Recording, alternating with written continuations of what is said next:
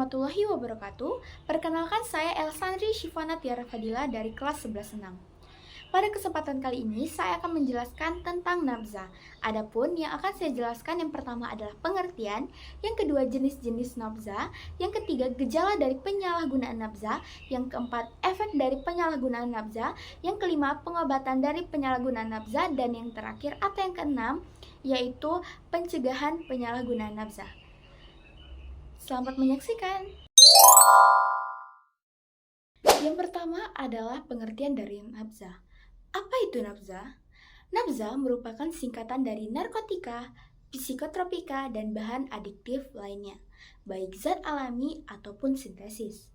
Nabza dibagi menjadi 3 jenis, yaitu narkotika, psikotropika, dan bahan adiktif lainnya.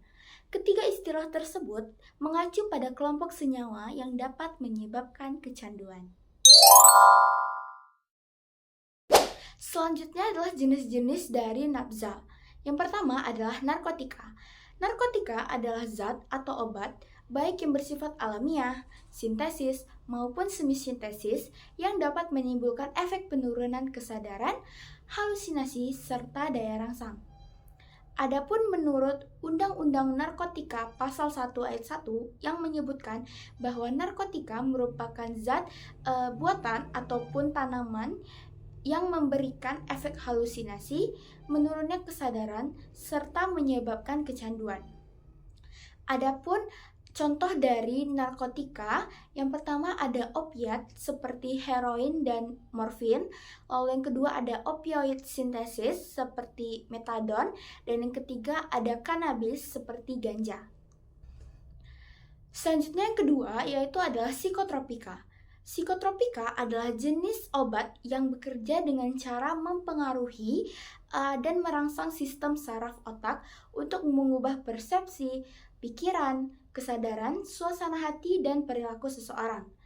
Adapun contoh dari psikotropika adalah pertama, amfetamin seperti ekstasi, yang kedua ada kokain, dan yang ketiga ada LSD atau lysergic acid diethylamide.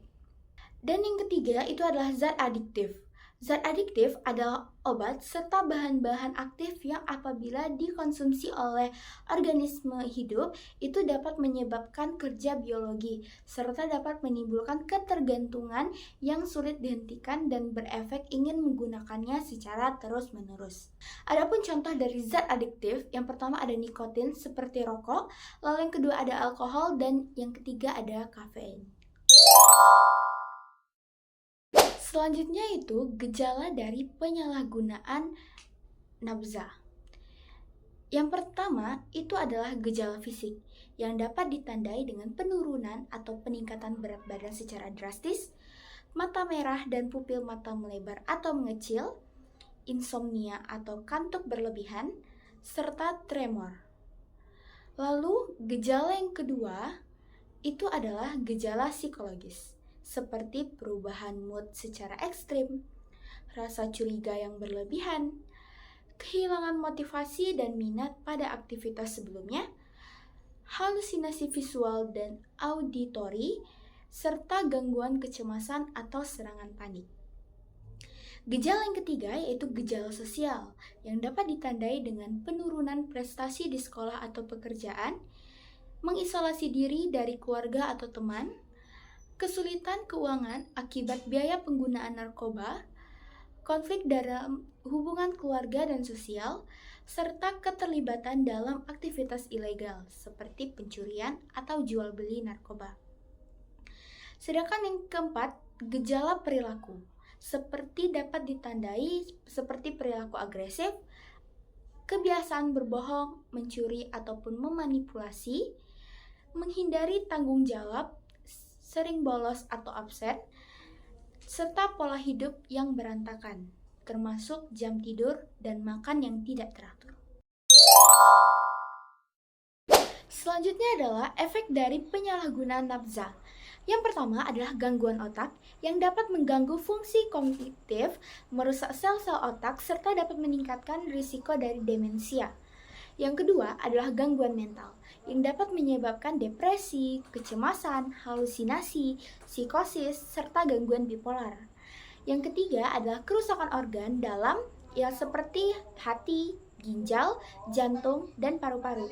Serta yang terakhir yaitu sistem imun melemah, yaitu dapat meningkatkan risiko dari infeksi.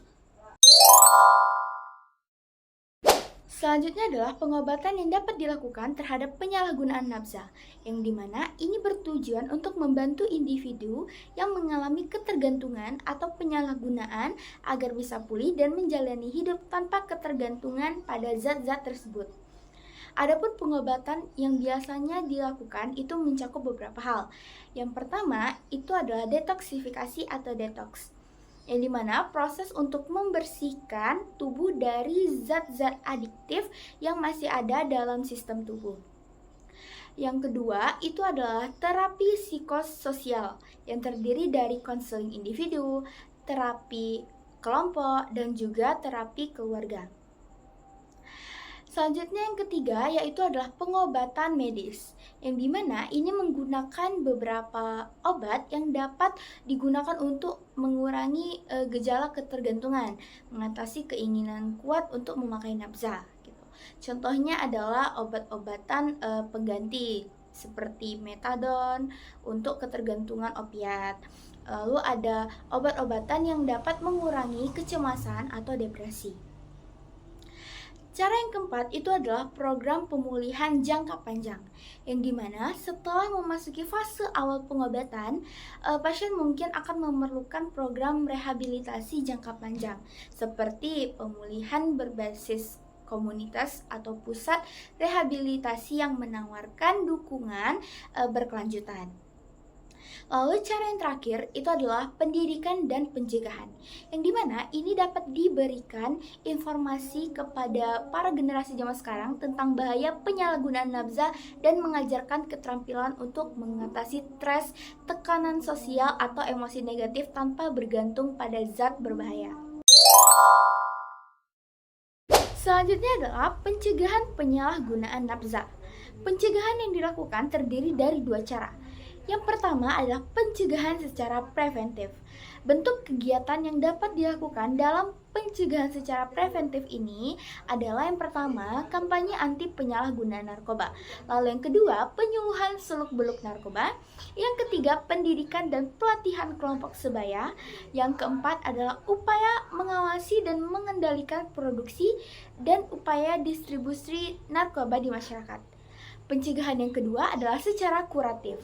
Bentuk kegiatan yang dapat dilakukan dengan cara pencegahan secara kuratif ini terdiri dari yang pertama, penghentian secara langsung, yang kedua, pengobatan gangguan kesehatan akibat dari penghentian dan pemakaian narkoba atau detoksifikasi, yang ketiga, pengobatan terhadap kerusakan organ tubuh akibat pemakaian narkoba, yang keempat, pengobatan terhadap penyakit lain yang dapat masuk bersama narkoba, dan yang kelima adalah rehabilitatif.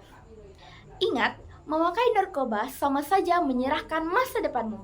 Maka dari itu, kita sebagai generasi muda, ayo katakan tidak pada narkoba. Sekian dari saya, Elsandri Shivana Tiara Fadila. Terima kasih sudah menonton. Wassalamualaikum warahmatullahi wabarakatuh. Semoga bermanfaat.